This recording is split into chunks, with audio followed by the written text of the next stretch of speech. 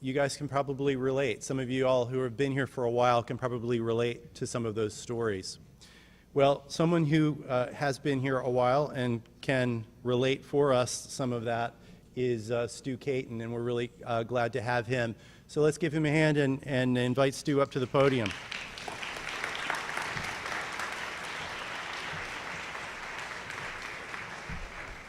Thanks, Stu. Thanks, Roy.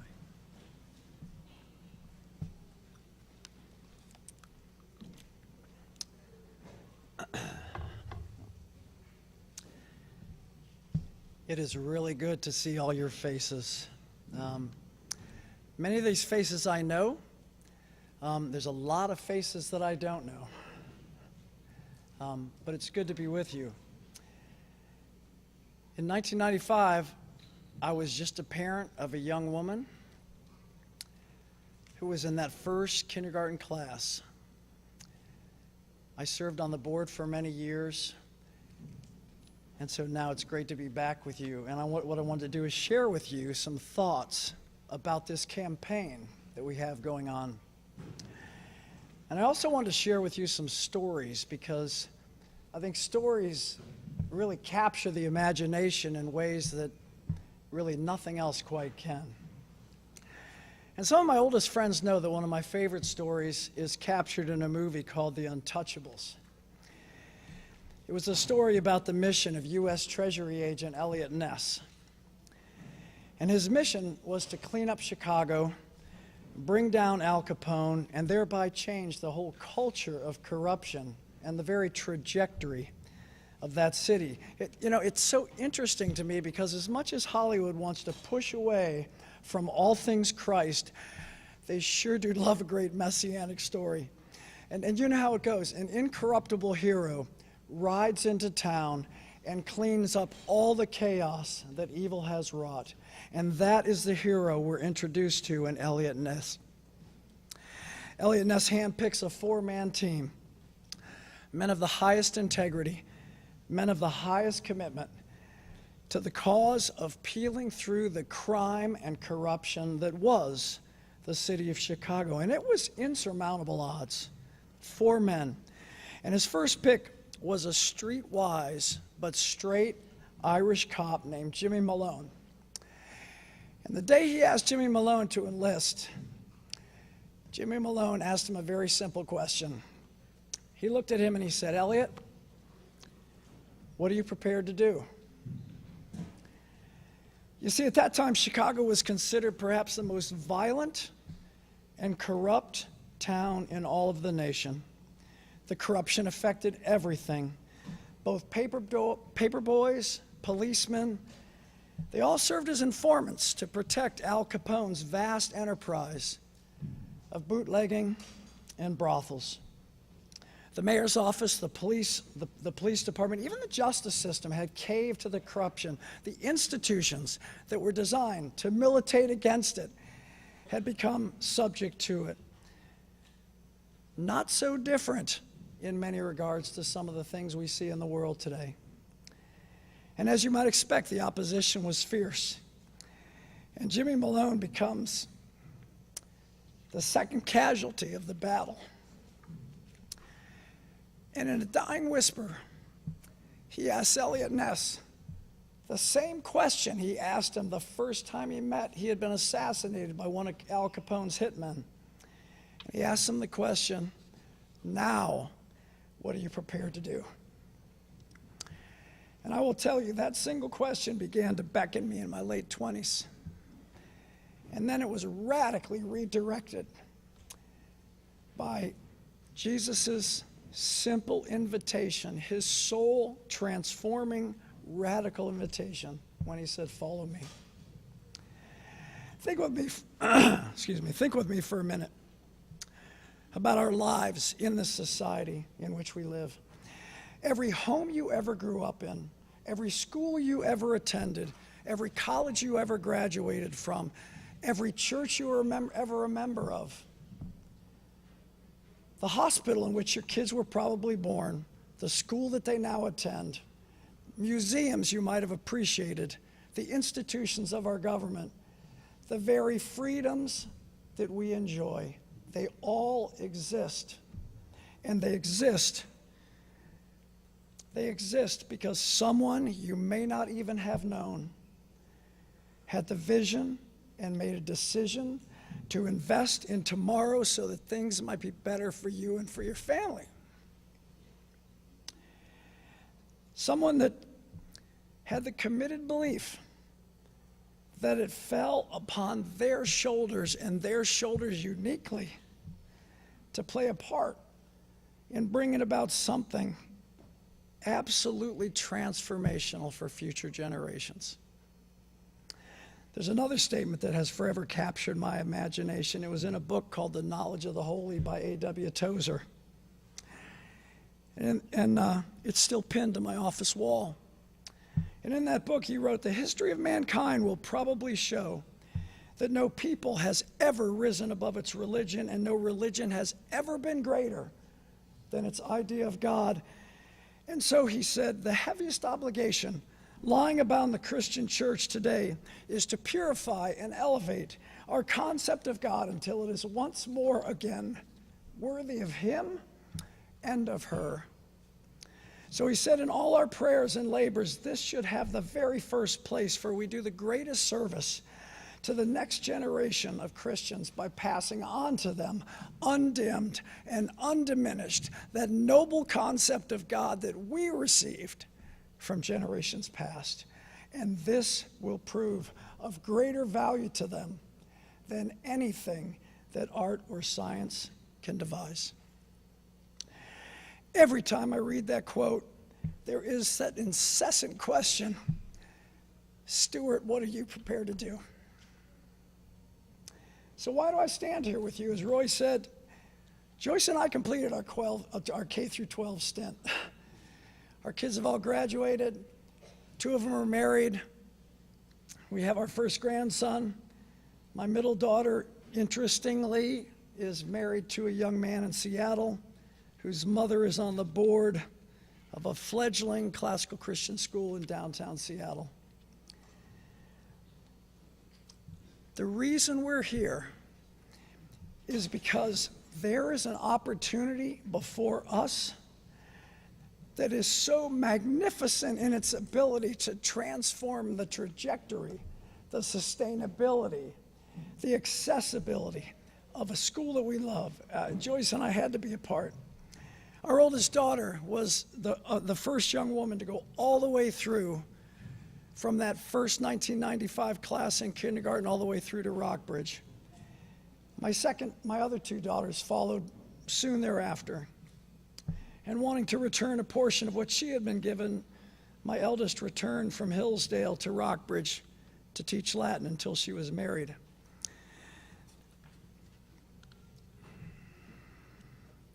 I will tell you, thinking back to that first day of kindergarten, Joyce and I had, I guarantee you, we had a lot of the same concerns that some of you have had. And we had some that you didn't have. We wondered, can we afford it? Is it going to be worth the investment? Can those guys really deliver? Is it really going to prepare our kids for college? Is it really going to prepare them for life? And the question that Joyce and I had is, do we really want to be a pioneer? Do we really want to be one of that first cohort of families that was part of a fledgling academy that had just barely existed? Well, I will tell you too, over time, as my involvement in the school and on the board increased, there were a lot of dinner table conversations at my home where the girls were coming to me and saying, Dad, is Rockbridge ever going to actually have a home of its own? And hey, Dad, do you think we'll ever go there? And I said, girls, I don't know. But the one thing I do know is this has never been about us. We saw the fruit of their education equip them in ways that Joyce and I just simply could not have imagined, fueled by a Christian love and a devotion of so many teachers and administrators that selflessly invested in their lives. The families of friends at the school they're here now, they continue to invest in their lives. It changed everything. It delivered on the promise to create a love of learning. It cultivated in their souls a view that all of life is an act of worship. And it affected everything. It affected the decisions about the men that they married. It affected their service to their church, what the watching world would think of their lives. It affected everything. It affected every aspect of life. And Joyce and I came to realize that the continued impact of their lives is going to touch many, many lives to come.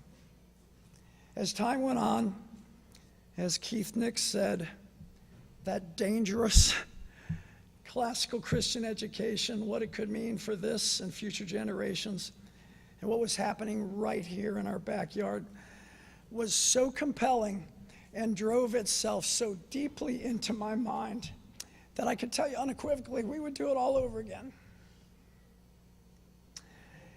Joyce and I share an intense desire to see this school achieve its full potential.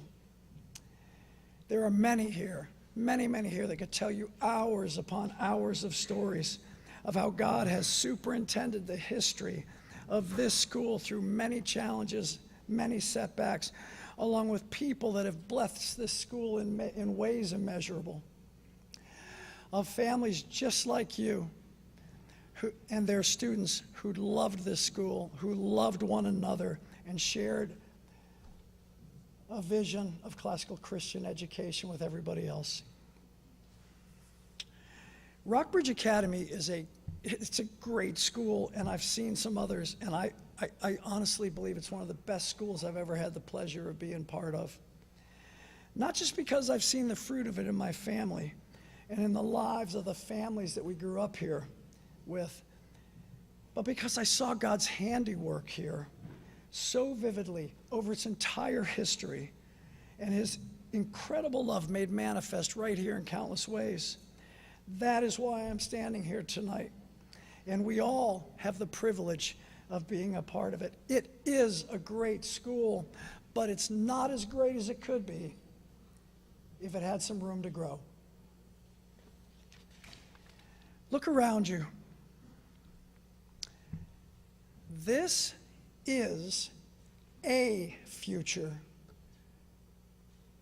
that a loving and mighty God has placed right in your laps. It could be our future. When the board first told me about the Evergreen opportunity and the nature of the property, I must say, having worked so many hours with so many people on making Belvoir happen, dealing with zoning, dealing with the culture, the community engagement, my first reaction was, Lord, what on earth are you doing here? And then I went back into some archives I had, and I looked at the programming study of an architectural firm that had interviewed everybody, and we visited schools with them, and they came back to the board and they said, you know, if you want to execute on this vision of classical Christian education and have this unique community of learning, you're going to need about 80,000 square feet and to accommodate all the buildings. You know, if you had a flat parcel, you could probably do it on 18 acres to accommodate parking and athletic fields. And then I look at this Evergreen opportunity, and it's about 80,000 square feet, and it happens to sit on about 18 acres. Again, the superintendence of God in the life of this, to use Roy's expression, this now root-bound school. Rest assured, this opportunity to move forward will not be forgotten in the history of this school. And so we must ask ourselves, what are we prepared to do to make it possible? It is a unique opportunity at this time, with God's help, to take the step of faith necessary to make it possible. And so I want to share a story with you. It was the year 1880. The Metropolitan Museum of Art was being dedicated in New York City. Just picture in your mind's eye what a spectacle that must have been. And Joseph Choate, a famous Harvard-trained, prominent American lawyer, was one of the museum's trustees. And he was surrounded by some of the greatest industrialists, some of the greatest financiers that the world had ever known. And Joseph Cho asked his audience to think beyond themselves and beyond their time in history. And he asked his listeners to adopt a new worldview of stewardship for the sake of future generations. And as he looked out over that crowd, he challenged his listeners with these words, and he said, "Think of it, ye millionaires of many markets, what glory may yet be yours. For if you convert your railroad shares and your mining stocks into the canvases of the old masters, you will help adorn these walls for centuries to come." He was talking about canvases, as beautiful as they were. We're talking about children. He went on to say, "The rage today is to hunt the philosopher's stone, to convert all the baser things into gold, which is but dross. But ours is the higher ambition, to convert your useless gold into things of beauty that will be a joy to a whole people for 1,000 years." You see, Joseph Choate was pointing them in a different direction, pointing them in a different way of considering what was truly of value. And Os Guinness, in his book, An Invitation to the Classic, recalls this very event as an appeal to be, of the gifts entrusted to us by God, custodians and not mere cannibals. We live increasingly in a culture of cannibals. Everything is becoming an end in itself, to be consumed by the consumer, and for only as long as the consumer is receiving direct benefit. There's almost little or no custodial thought about future generations. This Evergreen campus vision for Rockbridge is now before us, and I tell you, I join this board in its assessment that we simply cannot not do this. Grammar teachers, I apologize for the double negative. We have raised all the money that's needed for closing in January, and now, to establish the needed confidence of the potential lenders, we're being encouraged by Y River Consulting, the folks that are helping us solicit these financing packages, to demonstrate that the school community is 100% behind this vision. They said you can manifest that by supporting, in 3-year pledges, the $2.5 million in short-term debt. We now stand at the point where we cannot wait for someone else to step forward. We must look in the mirror and we must ask ourselves, what now am I prepared to do? This is achievable with God's help and our personal commitment to go in and take the land, take hold of the gift that God has given us. History is replete with stories that teach us that sometimes our vision is stunted, sometimes our vision is just too small. In the middle of the 1800s, last story, Scotland suffered a terrible split that beset the Church of Scotland. For some reason, Presbyterians like me just want to do that. But it was such that the pastors and parishioners walked away from their salaries. They had to walk away from their church properties. And in the midst of those very trying times, a Glaswegian pastor started a school that he called the School for Moral Philosophy. And it was the founding of that school that became the catalyst for one of the greatest evangelistic enterprises in history. In 5 years, it is estimated that 700 schools and parishes were established, every single one of them paid for. Missionaries were sent to every corner of the globe. Countless Bible societies and missionary societies sprung up, and as a result of that witness, Chalmers is quoted as saying to his students, "No matter how big your vision is, it's just too small." The significance of every investment here cannot be underestimated. So regardless of how much or how little you can invest in this tomorrow of Rockbridge Academy, I invite you to be a part of the moment in history of this school that we love. I could not be more serious when I say to you, 20, 30, 40 years from now, when you are driving down Evergreen Road to drop your grandchildren off at this school, I want you to be able to say to them, kids, look at this place. Because in the fall of 2018, the Lord was pleased to invite your mom and I to be part of an absolutely magnificent vision. Let me tell you about it. That's what's before us. Let me close with a poem by Philip Doddridge. O God of Bethel, by whose hand thy people still are fed, who through this weary pilgrimage hast all our fathers led, our vows, our prayers we now present before thy throne of grace. O God of our fathers, be the God of their succeeding race. I am so glad to be here with you tonight. Thank you for being patient with me. Thank you for your anticipated commitment to be part of this vision. Thanks.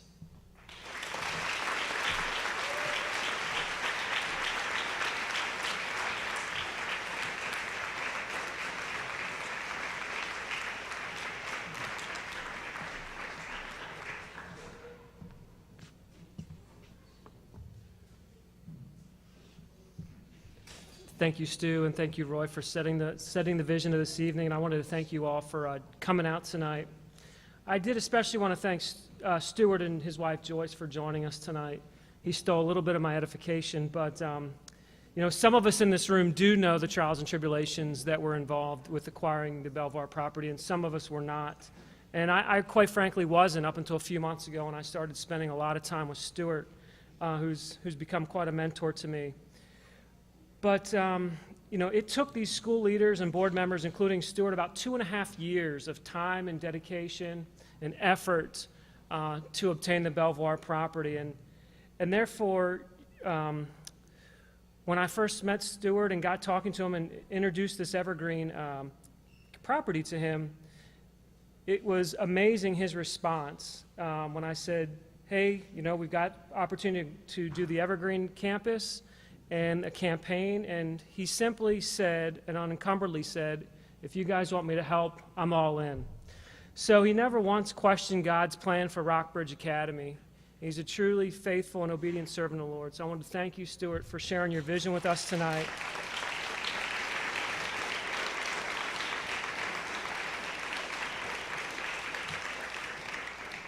And for once again dedicating your time and your talents to impact Rockbridge Academy.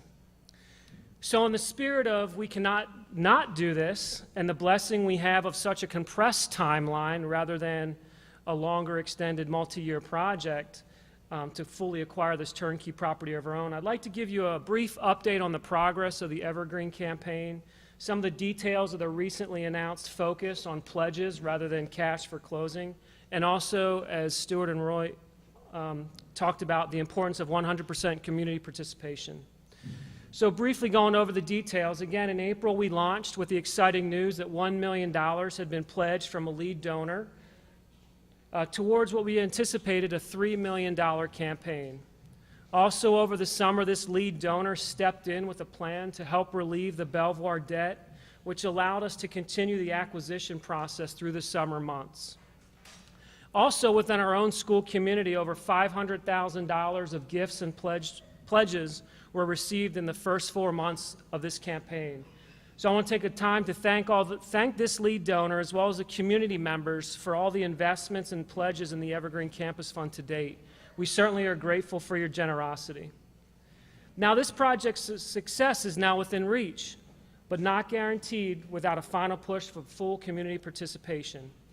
What we have learned most recently from the banks considering partnership with us is that the immediate focus must pivot from cash for closing to locking in 3-year pledges necessary for making this project a reality.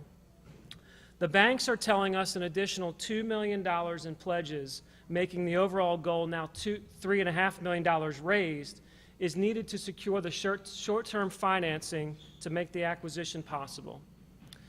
We've been greatly blessed by the lead donor and members of our community, but these remaining pledges must come from all of us, from our community.